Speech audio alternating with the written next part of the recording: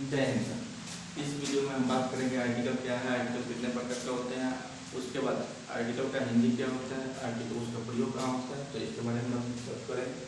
तो आर्टिकल का हिंदी होता है ऊपर।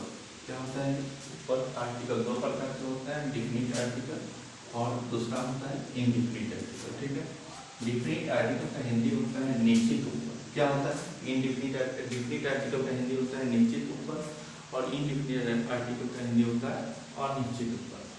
ठीक है, डिफिनिट आर्टिकल यानी द को हम डिफिनिट आर्टिकल कहते हैं और ए और एन को इनडिफिनिट आर्टिकल कहते हैं। ठीक है, आगे समझिए। आर्टिकल की शुरुआत आर्टिकल की शुरुआत प्राचीन अंग्रेजी भाषा और लैटिन तथा ग्रीक भाषाओं के प्रभाव से हुई। यानी आर्टिकल की शुरुआत प्राचीन अंग्रेजी भाषा और लैटिन तथा ग्रीक भाषा के प्रभाव से हुई। दूसरा पॉइंट, लगभग 5वीं या 11वीं शताब्दी के बीच अंग्रेजी में द जैसे शब्द विकसित हुए। उसके बाद तीसरा पॉइंट, बाद में आधुनिक अंग्रेजी में ए एन एंड द को आर्टिकल कहा। समझ गए? उसके बाद यूज ऑफ द का प्रयोग किसी खास व्यक्ति या वस्तु के नाम के पहले द का प्रयोग होता है। उसके बाद जो संसार में एक हो उसके पहले द का प्रयोग होता है।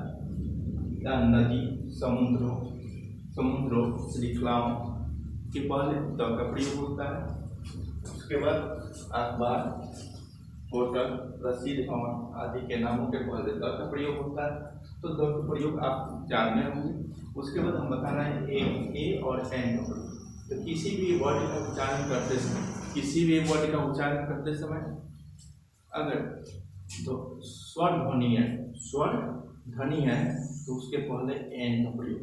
किसी भी वर्ड का उच्चारण करते समय यानी पहला वर्ण स्वर ध्वनि है तो उसके पहले एन का प्रयोग करेंगे।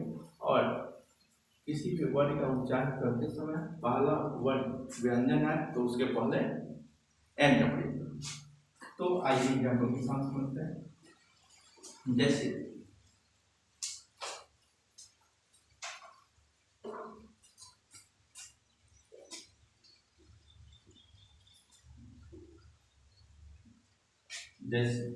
एप्पल